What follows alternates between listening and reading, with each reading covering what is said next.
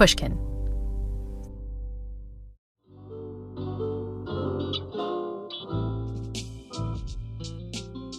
We've been celebrating 5 years of the Happiness Lab by resurfacing 5 of my favorite episodes of the show. We've already gone all the way back to when we started out in 2019. But this final episode brings us nearly up to date. And my producer, Ryan Dilley, has it ready to go. Ryan, what's episode number 5? So this is from 2023, and it's called The Introvert's Guide to Extroversion. So why do you want me to get this one out? Oh, this is one of my favorites because it's also about the benefits of social connection, even for people who might not think they get a lot of benefit out of social connection. It was a really popular episode, as I remember, and did really well in terms of downloads. But it also prompted lots of complaints. Why do you think that was? Well, I think introverts really felt that we were attacking them, but that wasn't really the case. All we were doing was showing the benefits of social connection, even for folks who have personalities that might not really resonate with social connection. We got to interview this lovely guest, Jessica Pan, who talked about her book, Sorry I'm Late, I Didn't Want to Come, The Introvert's Guide to Extroverting. And she did this lovely experiment where, as an introvert, she tried engaging in a little bit more extroverted activities for a whole year.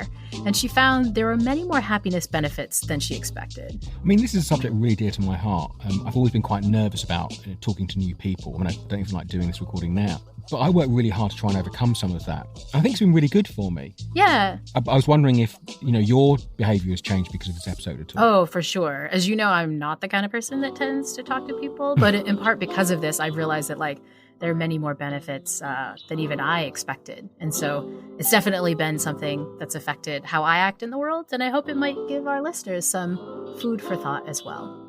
And so here is the last episode in our birthday celebration reruns, The Introvert's Guide to Extroversion. I feel like college was a real struggle for me. This is author Jessica Pan. I always felt like when, college kids would go out and party or go to clubs, I thought we were all secretly waiting to come home and then, get in our pajamas. Jessica had many close friends in college, but she couldn't always relate to how outgoing her buddies were. Her besties seemed to seek out noisy parties and busy dance floors, but Jessica was much more at home with small gatherings and intimate conversations. Jessica's friends adored her, but they couldn't always relate to her preferences, and just assumed Jessica would want to go big to celebrate when she turned 22. They threw me this surprise birthday party. Friends and family members gathered secretly and waited in Jessica's dark bedroom, ready to pop out and scream as soon as she got home. And I walked in, there was 50 people staring at me, and I burst into tears. It was my worst nightmare. That's one of the times I felt very much okay, I am slightly different from my extroverted friends. But it wasn't just those extroverted friends. Jessica also felt different from the people she grew up with. I often say that my parents are like the 2 chattiest people in America because they absolutely love talking to strangers to the point where it is embarrassing. You'll be in line for a restaurant or you'll be on the plane or anywhere and my mom is talking to someone and then my dad's joining in and they're the complete opposite of me. Jessica knew her social needs differed from the people around her, but she wasn't sure why. So when I was growing up, the labels introvert and extrovert, they were not these buzzy terms that everybody knew about. So I'd never heard of them. And I think I found out in my 20s what an introvert was. And I immediately recognized myself. The American Psychological Association defines introversion as an orientation towards the internal, private world of one's inner thoughts and feelings, rather than toward the outer world of people. Compared to extroverts, introverts are more withdrawn, reserved, quiet, and deliberate. Someone who concentrates really well, is a good listener, likes to be alone, gets exhausted and overstimulated by lots of people. And I felt really seen by that definition. I would never raise my hand in a class. That would never happen. I would fake sick if there was a presentation I had to give. I think I got a solo to sing in a choir and I didn't tell my mom about it and I just pretended that I had a fever. I don't even think she knows about that to this day. And so Jessica began referring to herself as an introvert with a capital I. It quickly became a badge of honor. But I began to use that label of introvert as an excuse to say no to anything that gave me any sort of social anxiety. Jessica sat out important social events, even ones that she knew might be good for her or for her career. I didn't want to give speeches. I didn't want to host parties. I didn't want to lead workshops because I thought to myself, no, I'm an introvert. Introverts don't do things like that. And I was completely limiting who I was and who I could become.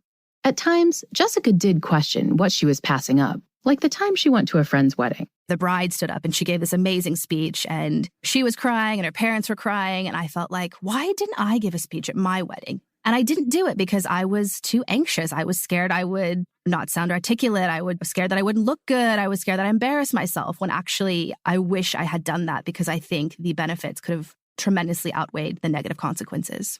But the negative consequences of Jessica's introversion became even clearer when she and her husband moved to London. It's notoriously not the most friendly place in the entire world, and it's hard to make friends as an adult. And also, I was a freelancer, so I was working from home, so it seemed absolutely impossible to make these connections and get out of my shell. And that was when Jessica decided to embark on an innovative personal experiment, one that wound up changing her life forever. I was thinking, if I really want to commit to this, I have to do this. If you've listened to other episodes in this new season on getting more social, then you've probably already heard about the benefits of connecting with other people. Pretty much every study ever done on the relationship between well-being and social interaction shows that more people time makes us happier.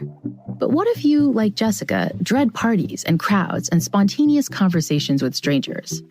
Are you doomed to less happiness than your more talkative friends? Or is there a way that the introverts among us can also get the happiness benefits that come from more social connection? Our minds are constantly telling us what to do to be happy. But what if our minds are wrong? What if our minds are lying to us, leading us away from what will really make us happy? The good news is that understanding the science of the mind can point us all back in the right direction. You're listening to The Happiness Lab with Dr. Laurie Santos.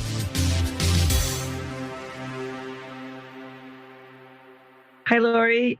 I'm having trouble connecting my mic, so give me just a sec. I wanted to unpack what psychologists have learned about the science of introversion and the unintended consequences it can have for our happiness. And that meant there was one person in the field I really needed to call. My computer's rejecting the Bluetooth connection. Sonia Lubomirsky is a professor at the University of California at Riverside. She's the author of The How of Happiness, a new approach to getting the life you want. Sonia is a world expert on the science of happiness, so not surprisingly, she's very much in demand. I've been crazy busy, so I'm like, this is like, I don't even have time to say hi. Like, I'm going from one meeting to another. So. I was super grateful that Sonia made time for us, and that she put up with a few technical problems. Can you keep talking? It's working out great. In order to share a key finding from her decades of work in positive psychology. After many years of research, we landed on this cliche, which is that the key to happiness is really connection. And so if you want to increase happiness, you want to make people feel more connected. It really is that simple. You will be happier if you interact with more people, even if you're an introvert. What's interesting is quite a few studies have shown that actually both extroverts and introverts benefit by more social interaction. Most introverts predict that social interaction will feel exhausting, anxiety-provoking, and crummy. So they don't engage in this activity nearly as much as extroverts do. And the science shows that this choice can have big negative consequences for introverts' happiness. Research since the 1980s has shown that on average, introverts are less happy than extroverts, presumably because they consistently miss out on the well-being benefits that social connection provides. But that leads to an even bigger problem, because introversion isn't just some flippant label we throw on when we don't feel like going to a party. Introversion is one of the 5 core dimensions that make up our personalities, the other 4 being openness, conscientiousness, agreeableness, and neuroticism. Psychologists have long assumed that these so-called Big 5 personality traits are stable. They don't change all that much across our lifetimes or across different situations. If you were outgoing and the center of attention as a teenager, then psychologists would assume that you're still likely to be extroverted decades later. But if you spent your teen years, like Jessica Pan, wishing you could run home to be alone, well, most psychologists would probably assume that you're unlikely to be a social butterfly today. But does that mean that introverts are doomed by their personality, destined never to share the joy of connection that extroverts take for granted? Sonia didn't think so. What is a trait is basically behavior, like when you do something over and over again. If I'm like always making my bed and I'm organized and I'm always on time, people say, oh, Sonia's high in conscientiousness. But if you're not high in conscientiousness, theoretically, you can try to make your meetings on time and make your bed every morning. And so the same thing for extroversion. Sonia reasoned that introverts could engage in what she called volitional personality change. If they simply behaved in a more extroverted way, maybe they could reap the happiness benefits that come with having a more extroverted personality. To test this theory, Sonia teamed up with her graduate student, Seth Margolis, and recruited over 100 college students to take part in a new study.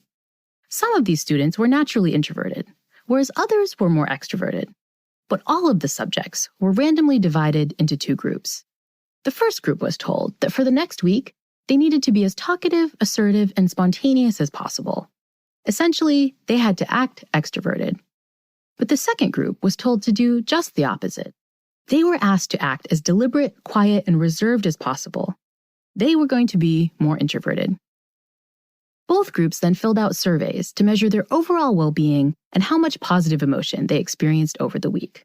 So, what did Sonia find? We found that both introverts and extroverts, during the week that they were asked to act more extroverted, got hugely happier.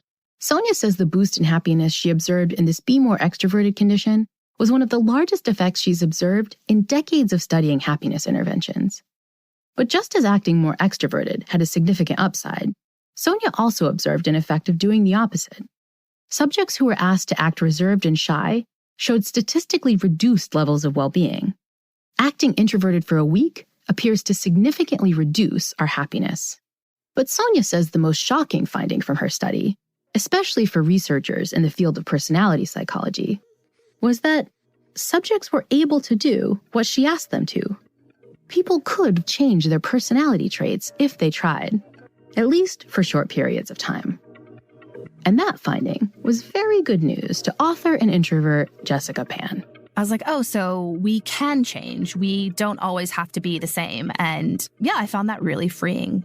When we last left Jessica, she was sad and lonely in her new life in the UK.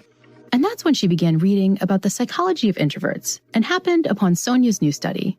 Learning that people could volitionally change their personality traits led Jessica to try something radical. I thought, look, I'm not that happy right now in my life, and I'm a hardcore introvert. What would happen if I lived like the other half of the world? What could I gain from that? Jessica decided to begin her own experiment. But rather than behaving more spontaneously and assertively for just a week, as Sonia's subjects had done, Jessica pledged to act like an extrovert for an entire year. Her 12-month journey turned into a new book, Sorry I'm Late, I Didn't Want to Come, One Introvert's Year of Saying Yes. And Jessica's big year of saying yes didn't just involve becoming a bit more talkative. Jessica committed to trying out some of the most terrifying social encounters possible. Talking to strangers, public speaking, doing improv comedy, things like that were my nightmares. And as you'll hear when we get back from the break, Jessica found that pushing herself to make every social connection possible required getting more vulnerable than even she expected. I would need to just go for it and embarrass myself again and again and again. The Happiness Lab will be right back.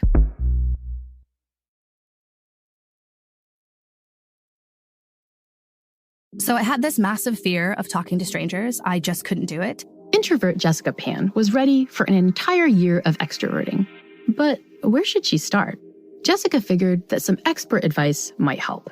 Her first call went out to psychotherapist and Boston University professor Stefan Hoffman. He specializes in exposure therapy, so he'll have his patients do really humiliating things like stand on the street and just sing, or ask someone on the subway for like $200, things where they are guaranteed to be rejected. Jessica explained to Stefan that she was terrified of putting herself out there, especially with people she didn't know. If I was approaching a stranger, my heart would race. I'd feel like I was going to throw up. I just had so much anxiety around it. Stefan didn't advocate baby steps. He wanted Jessica to dive headfirst into the social deep end. And he said, okay, so you live in London and you're scared of strangers. So what I would have you do is I would have you ask a really stupid question to a stranger. I would have you go up to somebody and say, excuse me, is there a Queen of England? And if so, what's her name? And as soon as he said this, I wanted to throw up and I was thinking, there's no way I'm going to do that. Stefan was making Jessica ask strangers pretty much the dumbest question you could pose to a Londoner. Because back then, everyone knew that there was in fact a Queen of England, and her name was Elizabeth. It was an encounter that was set up to make Jessica look as stupid as possible. But as Stefan explained, that was kind of the point. Look, no one's going to fire you. You're not going to get arrested. Your husband's not going to leave you. You're not going to get thrown in jail. So you're just going to look a little bit stupid.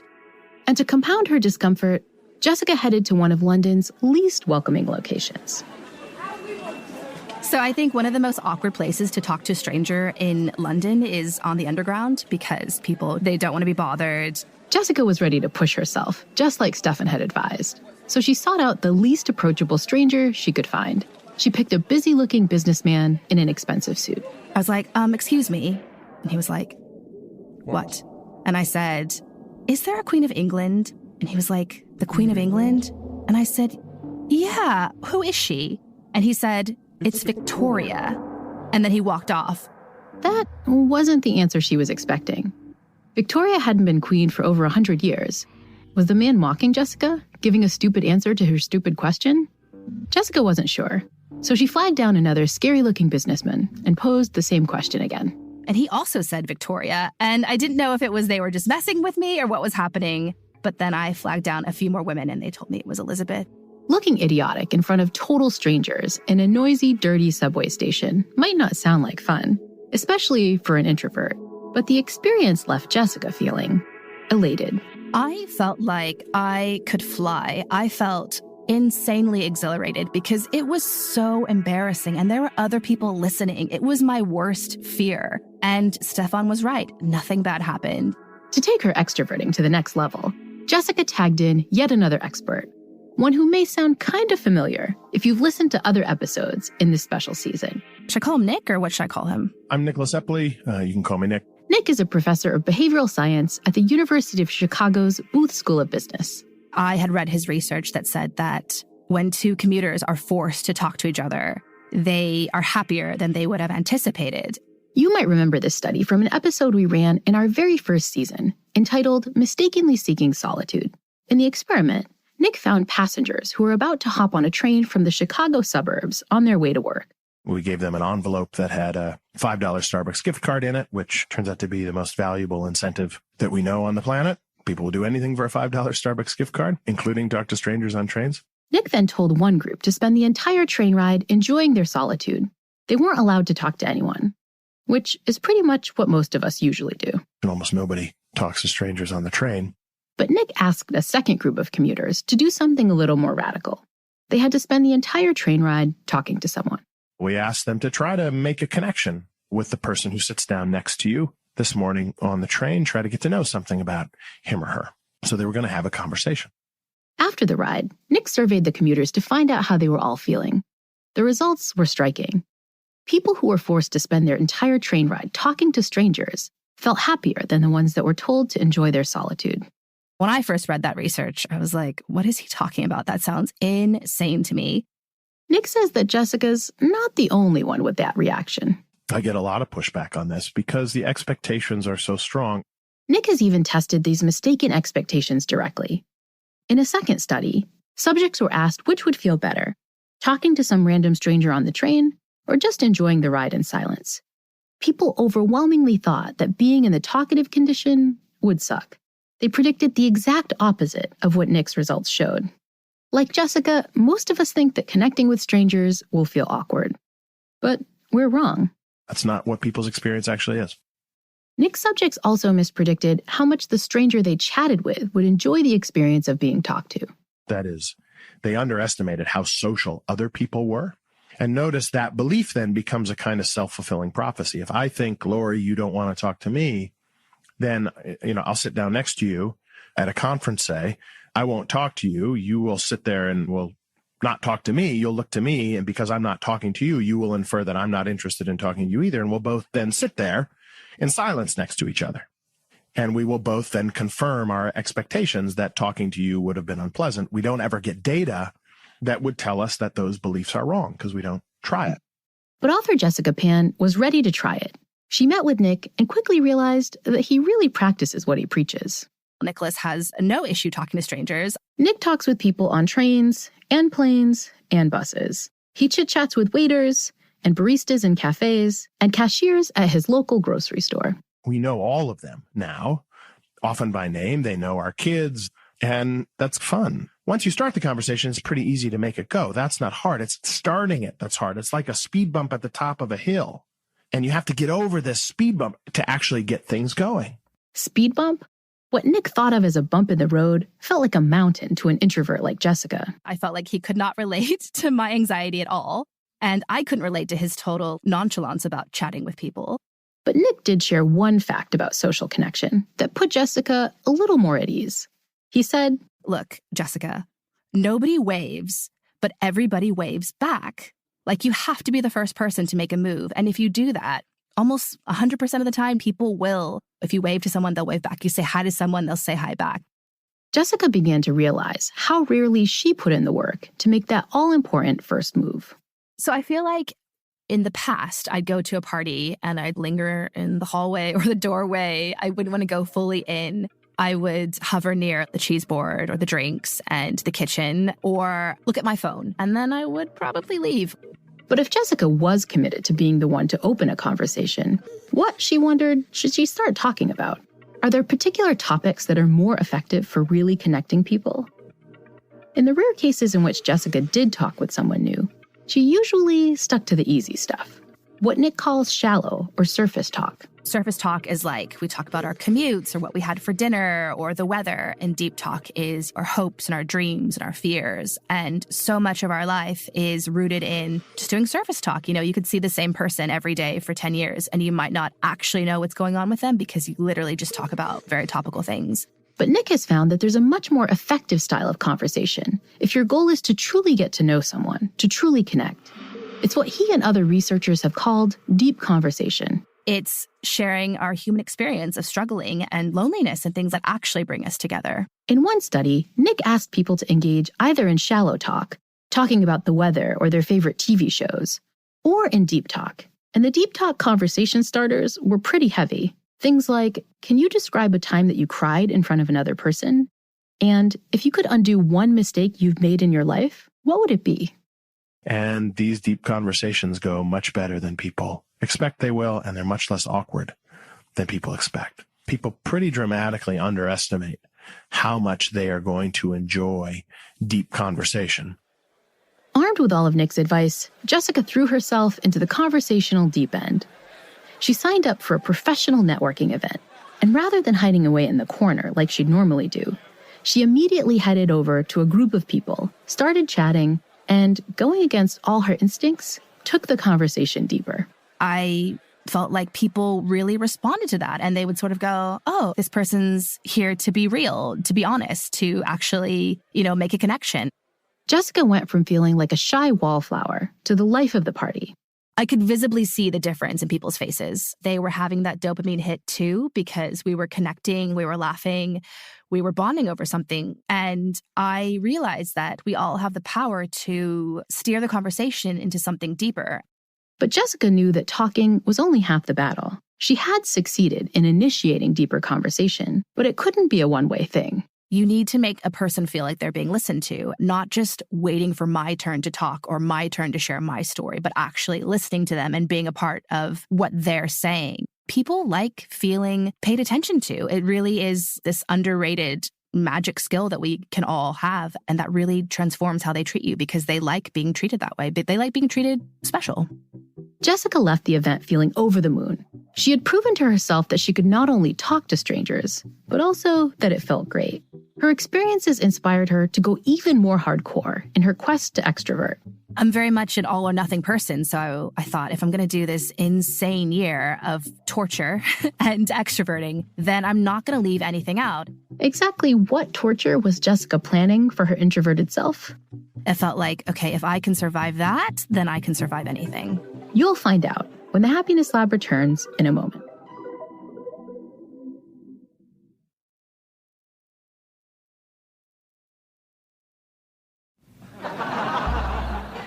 I think I always thought that to be a good public speaker, you need to have total confidence when you get on stage and before you even do the thing. Author and introvert Jessica Pan had always hated speaking in public.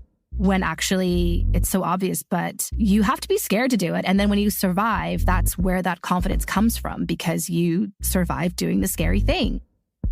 So for the pinnacle of her year of acting like an extrovert, she decided to push herself to the limit. And I thought, okay, so the final step in this is to perform for an audience where they're often encouraged to heckle you. Jessica was going to try stand-up comedy. She signed up for a comedy course, but when it came time for the first class, she was terrified. So terrified that she climbed into bed and assumed the fetal position. Is that not what other people do? That feels really natural to me. Hoping somehow to muster the necessary courage. But that first comedy class went well, and in a few weeks, it was time to perform for real. The first show I did was with my other fellow classmates and our friends and our partners at this pub downstairs in central London. And I was so nervous. I felt like I was on fire or something. And in a way, Jessica was on fire. She got a ton of laughs. The first performance went really well. My friends and I decided, let's go to the Edinburgh Fringe Festival, which is like the epicenter of comedy, and let's perform on an open mic night. Performing in front of a small crowd of friends and supporters at a low-key gig isn't quite the same as getting up on stage at the premier comedy festival in the world. It did not go as well. Jessica now admits that she was a bit unprepared for Edinburgh. In that particular act, I talk about living in England and loving living in England. And I forgot that Edinburgh is in Scotland. And I was like, yeah, I love England. I love it here. And it was like an audience full of Scottish people who were like, boo, like get off the stage. You're not in England. And for a delicate, shy introvert, that's enough to kill you. But I didn't actually die. Jessica had made it through her year of living extrovertedly. She'd embarrassed herself on a tube train, talked candidly with strangers at parties, taken a comedy class, and had bombed in front of an angry crowd at the Edinburgh Fringe Festival. But in spite of it all, she'd still emerged, unscathed. The lesson from the year is that I learned a lot and nothing really bad happened to me. Jessica hasn't quit her day job to become a stand-up regular, but she does still practice many of the social skills she learned during her year-long experiment. I would say one of the biggest lessons from the year was to go deeper and be vulnerable and be willing to do it first. Most people want to talk to you, and most people are nicer than we imagine in our heads because I think we build up these big, scary judgments that oftentimes don't even exist.